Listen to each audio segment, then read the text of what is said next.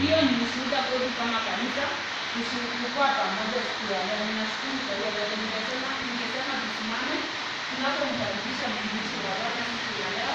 Kwa ile yote Mungu amempea kwa roho yake akuje kutupatia. Na ninaomba utayarishe roho yako kwa sababu utatoka hapa vile uko. Amekaa sana akimtafuta Bwana na ninajua siku ya leo hapo na neno kuhusu maisha yako. Bwana Yesu asifiwe. Amen. Fungua roho yako na uweze kukaribisha neno na Mungu atakuonekania. Amen. Tusimame tafadhali.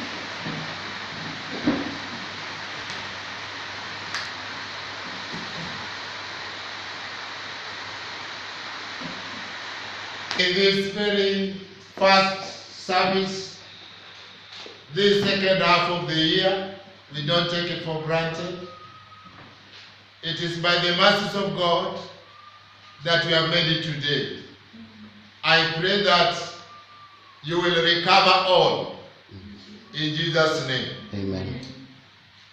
The years, the days that have gone by, where you felt like you have lost, you have missed it, God is going to restore unto you 100-fold in Jesus' name. Amen. I pray this morning that may Jehovah God open the book of remembrance in your life in the name of Jesus. Amen. Na Mungu awakumbuke, na Mungu awaongoze, na Mungu azidi kuwalinda katika jina la Yesu. Bwana Yesu apewe sifa. Amen. I want to start by encouraging us that do not be ashamed of your past experience.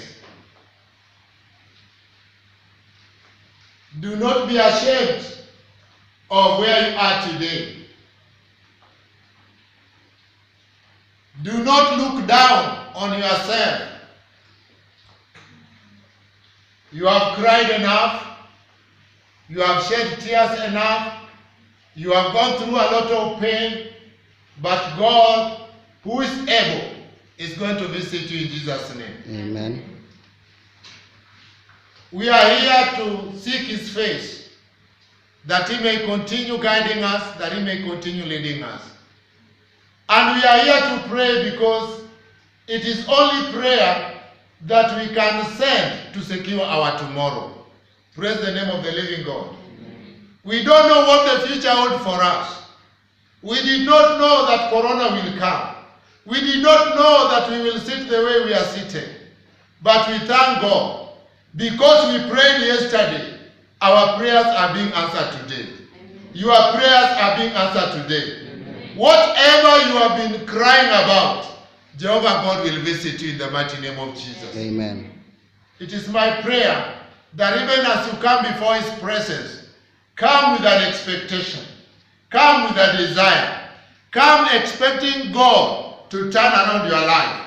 Bwana Yesu apewe sifa. It is a new day. It is a new day. And God is doing great and mighty things. For the earnest expectations of the righteous shall never be cut off. Earnestly expect something from God. Amen. When you come before the Lord, come with an expectation. Amen. Amen. I remember Sarah. Sarah got to a point where her situation was no more working. Bwana Yesu apewe sifa. She had reached the end of her reasoning. Maybe you have gotten to this point, you have reached the end of your reasoning. But God is going to take over from where you cannot reason anymore. Bwana Yesu apewe sifa. May the power of God reach unto you in the mighty name of Jesus. The Bible reminds me and says, is any afflicted? Let him pray.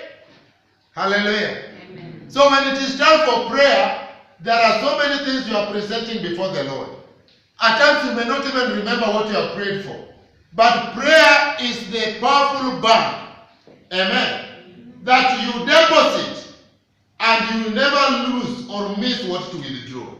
Hallelujah. Amen. Every deposit that you make in prayer will always bring forth much fruit. Bwana Yesu apewe sifa. Is any afflicted? Let him pray. Which area of your life? Ni mahali gani kwa maisha yako inahitaji mkono wa Bwana? Kama ni familia, Mungu anaweza. Bwana Yesu apewe sifa. Kama ni hali yako ya kifedha, Mungu anaweza. Kama ni hali yako ya kutafuta, Mungu anaweza. Amen. What a joy to know that God is leading the way as we follow. Praise the name of the living God. Amen. I'm sharing a message I titled Solution to Your Problems. There is no challenge in life that does not have an expiry date. Hallelujah. Amen. You will not suffer forever. You are not born again to suffer again. Hallelujah. Amen. Believe it, child of God, that you are not born again to suffer again. The fact that you are still seeing some challenges here and there does not mean God has taken leave. Praise God. Amen. It does not mean God has taken leave. He has a good plan concerning your life. A good plan. So every plan of darkness will be reversed today in the name of Jesus Christ. Amen. In the book of Matthew, the disciples asked, Master, teach us how to pray. And how did they pray? Our Father, who art in heaven. Our Father, who art in heaven. Hallowed be thy name. Thy kingdom come. Thy will be done on earth as it is in heaven. So you can command what is happening in heaven to happen here on earth. Praise the name of the living God. Don't say, I'm going to enjoy life in heaven. Enjoy it here. So will you enjoy in heaven. Bwana Yesu apewe sifa. Give us this day our daily bread. This day, not tomorrow. Give us this day. Leo hii utupatie mkate yetu ya kila siku. Praise the name of the living God. This day, give us our daily bread. Not tomorrow. Many times when we pray for tomorrow. God will do it. I know my God will do it. God wants to do it now. And you are postponing it to tomorrow. May God do it for you today in the mighty name of Jesus Christ. Amen. This day, may He give you your daily bread in the mighty name of Jesus. Amen. You are asking God for His day, for your daily bread, not your daily torment. Hallelujah. You cannot ask God for a fish and He gives you a snake. Since I was born, now I'm old, I have not seen the righteous forsaken, nor his children begging bread. Amen. Amen. So, as a child of God, you are not supposed to beg. Amen. As a child of God, you are not supposed to borrow. Amen. As a child of God, you are not supposed to bow to the heathen. Amen. Praise the name of the living God. Amen. What is it that makes the difference between the heathen and the believers?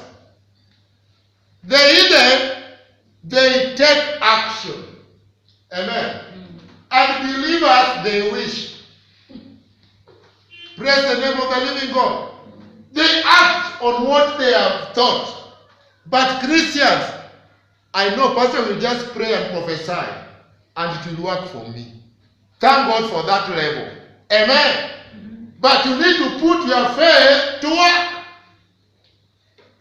Faith without action is dead. So, child of God, you need to put your faith to start working for you. Praise the name of the living God. In the book of Genesis, we are still being challenged. Genesis chapter 1 and verse 1, the first verse of the Bible. Even before you move to Revelation, even before you move to Numbers, even before you move to Deuteronomy, in the first book in Genesis, the Bible says, in the beginning, God created the heavens and the earth. Hallelujah. If God created the heavens and the earth, you cannot create what you're already inside. Are we together? You cannot start creating something that you are inside.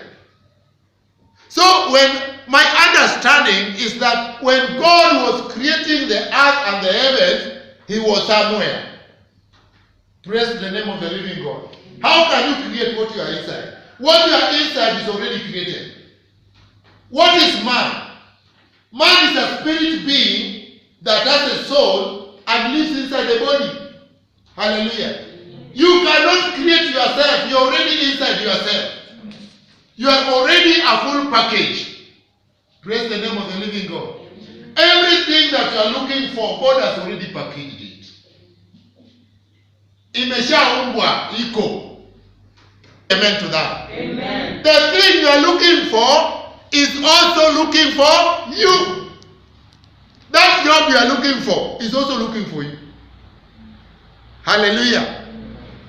Whatever you are looking for right now is also looking for you. You only need to ask God for direction.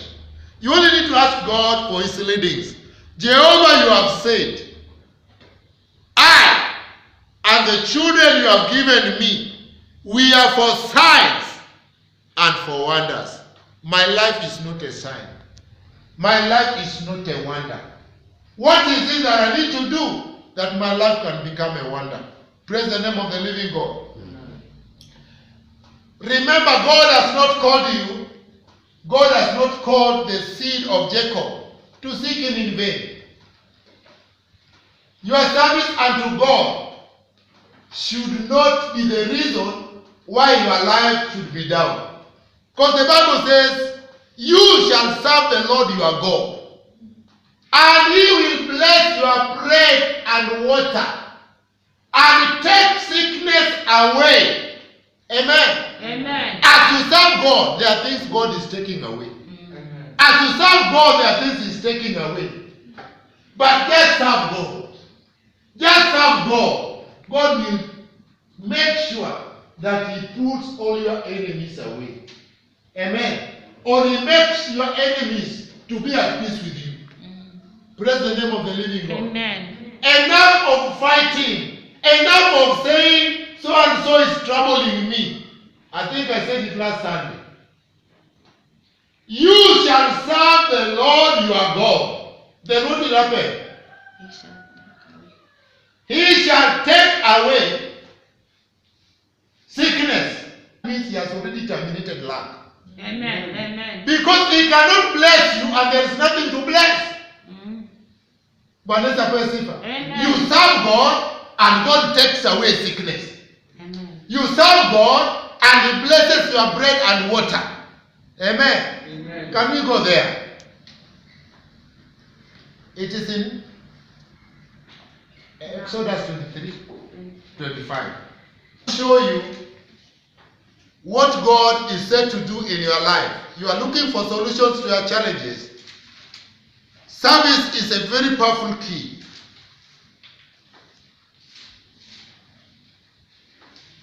Verse 25. Let me start from verse 24. You shall not bow down to their gods, nor serve them, nor do after their works, but you shall utterly overthrow them and quite break down their images. Verse 25. And you shall serve the Lord your God, and he shall do what? He shall bless your bread and water. As you serve God, God puts something into your hands. Praise the name of the living God. You cannot serve God and beg men. Amen. You would serve God and bow before men. Amen. Because as you serve him, he says he's blessing your bread and he's blessing your water. Amen. 2, I will take sickness away from the midst of thee. Hallelujah. The second thing God will do, he will terminate all manner of sickness. Amen. Hallelujah. So your service to God is not a minus. Your serving God is not a minus, but will forever remain a plus in your life. There shall nothing cast their young, nor be barren. The power to terminate barrenness is in service. There is what prayer will do into your life. There is what service will do to your life. Barrenness, you can terminate barrenness in your life through service. Kupitia kwa kutumikia Bwana. Praise the name of the living God. It is not you who has the power that you can now say, me I will live 89 years. Me I will live 120 years. The one who will fulfill the number of your days is God. Amen. The key is service. The key is service. As you serve Him with the whole of your heart, with the whole of your being, He will fulfill the number of your days. Number 4, I will send my fear before you and will destroy all the people to whom you shall come. And I will make all your enemies turn their backs unto thee. Amen. I will make all your enemies to do what? To turn their backs. Maduizen, from today, they are turning their backs in the name of Jesus. Amen. Every enemy of your life, may they turn their backs in the name of Jesus. Amen. I pray, may today be a day of solution into your life in the mighty name of Jesus Christ. Amen. When God says He has not called the seed of Jacob to seek Him in vain, He means His words. He means His words. Time in His presence is a time well spent. Time in His presence is a time that is full of blessings. Bwana Yesu apewe sifa. Amen. I want to believe God that He is going to surprise you. I want to believe God that a surprise package is coming your way in the name of Jesus Christ. Amen. For He says, in His presence is fullness of joy. And at His right hand there are pleasures forevermore. In His presence is fullness. Which means when you are outside the presence of God, you don't get the fullness of the Lord. What you are seeing is just a little here, a little there. But in His presence is fullness of joy. And at His right hand, there are pleasures forevermore. You want the pleasures forevermore, the pleasures of this life, seek the presence of God. I pray that may the presence of God always walk with you wherever you go, in the mighty name of Jesus. Amen. Let's open our Bibles to the book of Matthew, chapter 4, and from verse 23. Here Jesus was moving from one city to another city, preaching and teaching the gospel. Amen. He was not moving from one city to another city visiting. He was in the business of His Father. And at this point, He was in Galilee. He went about all Galilee, teaching in their synagogues and preaching the gospel of the kingdom. We are looking for solutions.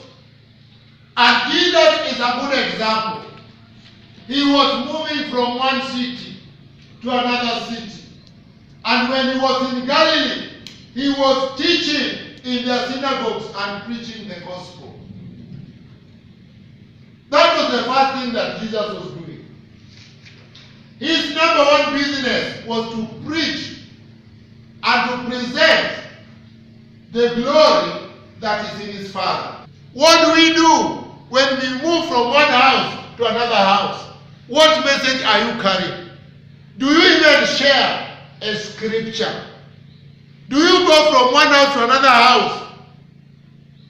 What do you share? If you leave that place without a scripture, you have not left a seed. Wherever you go and you don't leave a scripture, you have not planted a seed. Because there is a word that you will share that will change destinies. Don't say, my pastor will do it. You are the child of God. And God has anointed you to preach the gospel. Bwana Yesu apewe sifa. Jesus went about preaching the gospel of the kingdom and healing all manner of diseases. Healing all manner of diseases. As you go, pray for them. Amen. Don't say this problem is too big. No, you serve a bigger God. Amen. You serve a bigger God. Mama here just lifted her hands and said, go, corona will not catch you. Amen. Amen. And that was it. Praise the name of the living God. Do you know, even these sicknesses, they are spirits. They are spirits. It is an attack from the pit of hell. Do you know, the enemy has power to change figures. The enemy can change your name with another name. Even computers make errors that have never been imagined. Who entered the computer? Who does the computer? Amen. That is, when it comes to prayer life, it is not a joke. Bwana Yesu apewe sifa. Hizi vita tunakutana nazo, tunakumbana nazo. Some of them are not natural, and it will never be natural. I pray today that any power that is fighting your life from any unnatural source, may it fire back in the name of Jesus. Amen. May it fire back in the name of Jesus. Amen. I pray today that as Jesus was healing all manner of sickness and diseases and all manner of sickness among the people, I pray that may that invisible hand come upon you in the mighty name of Jesus. Amen. And as he was healing the sick, the Bible says his fame went abroad. May God start announcing you. Amen. The reason why you still don't have a solution is because you have not been announced. Not because you lack anything in your life. Hallelujah. Amen. You are overqualified. Amen. Just because you are born again, you are overqualified. Overqualified. Amen.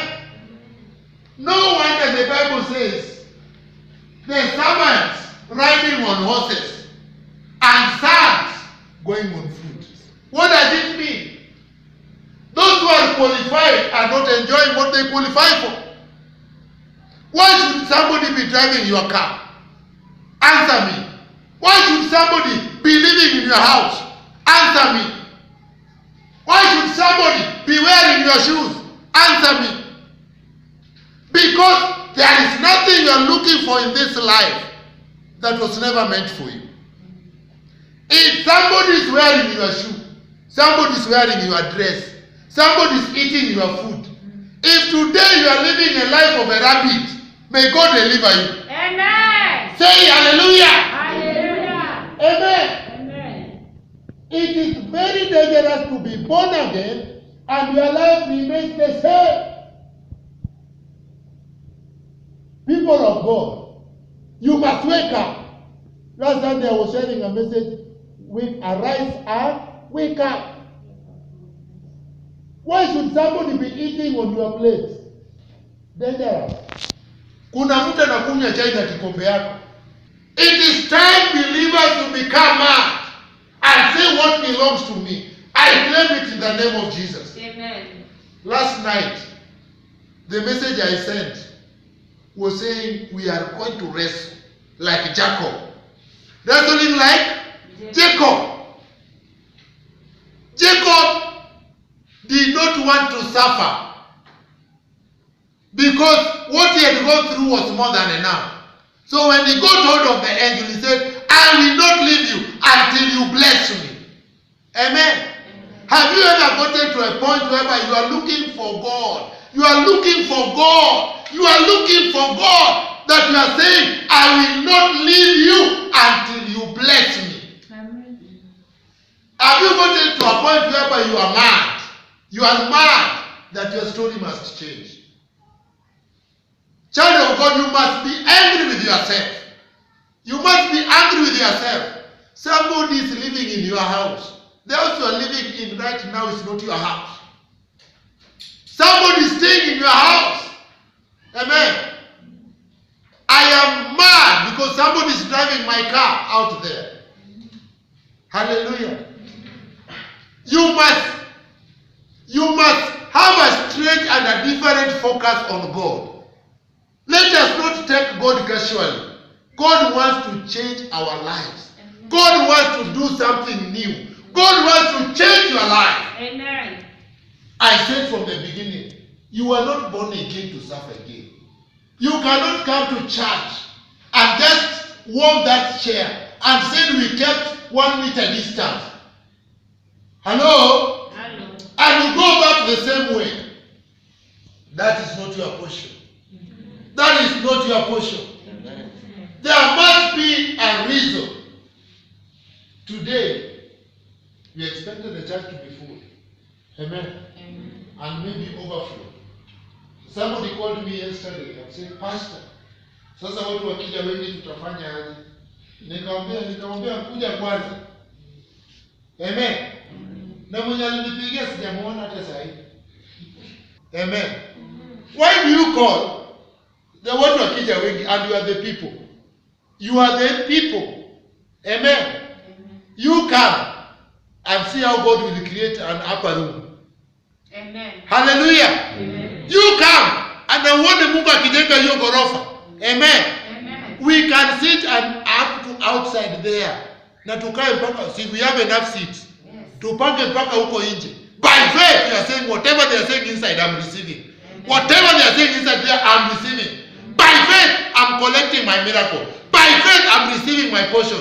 If you get to a point whereby you need it, you will not wait for somebody else. The woman with the issue of blood did not consider the crowd. He did not consider the crowd. He did not say, Jesus is a very important person. There's no way I can reach him because he's surrounded with many men. She said in herself, if only I can touch the hem of his garment, I shall be healed. Amen. So it all starts with a desire to receive what you are looking for. Amen. Wewe sasa ukishasema sasa church tutaingia aje? Tukija wengi, mkija na nani? It is all about you, not we. Serving God is all about me, not we. It is sasa praise and worship tutakuwa wangapi? You come first. Worship God alone and see what God will do. Yesterday I was watching somebody posted something about when the church opens for the first time. And there was this tall man who entered church, dancing. He danced. Amen. And because he felt like the legs cannot carry him anymore, he went to the floor, na kainua mguu. So instead of clapping with the hands, he was clapping with the legs. It's the legs that were clapping. Amen. Wewe mchekelee lakini yeye anajua anatafuta nini. Yes. Nguo yake ni anachafua sio yako. Amen. Amen. So whatever you are looking for, don't look around. Don't say how will they see me. What their opinion, that is their opinion. What is your opinion concerning your God? Which position have you given God in your life? How have you rated God? You want to see a change? You are looking for a solution and you are still doing things the same way. Expect the same result. May that never be your portion in Jesus' name. Amen. May that never be your portion in Jesus' name. Amen. And his fame went throughout all Syria. As he was healing the sick, his fame went all over. Amen. God will announce this commission. Amen. God will announce this ministry. Amen. And he knows how to do it. Amen. He knows how to do it. Amen. I want to believe that God is going to use you. Amen. In the mighty name of Jesus. Amen. Receive the power to lay hands on the sick and they be healed in the name of Jesus. Amen. Diverse diseases were healed. Amen. Diverse. Today we have come come here with diverse challenges. May the Lord heal us in the name of Jesus. Amen. May the Lord bless us in the name of Jesus. Amen. And the Bible says, when they all came to Jesus, he healed them all. Amen. He healed them all. So don't say this problem, this one is very difficult for God. This one, God cannot do it. Amen. This prayer, God will answer it next year. People of God, me, I want to believe that this year will be blessed more than any other year. Amen. I am seeing myself being blessed like more than any other year. How do I know it? My God works in ways I cannot understand. Amen. My God is a God of all possibilities. Amen. My God is a God who is able. Amen. How do you see your God? Is it a small God somewhere that will talk to and forget about you? Is it a God somewhere that you will speak to, present your case before him, and he forgets? I know my God never forgets. I know my God will restore unto me all the years, all the years. Amen. So what are days? What are months? God is going to restore to you all the years. Yes. He wants to restore years, and you are struggling with months. Amen. You are saying since March up to now, nimekuwa nikistruggle, but God has kept you. Amen. I was joking the other Sunday and I was saying, hata sasa hivi vile mnasema maisha ni ngumu, watu wanakula kushinda vile walikuwa wanakula mbeleni. Amen. And if you look at people, watu wanametameta, kuna mtu ana show signs ya kustruggle. Praise God.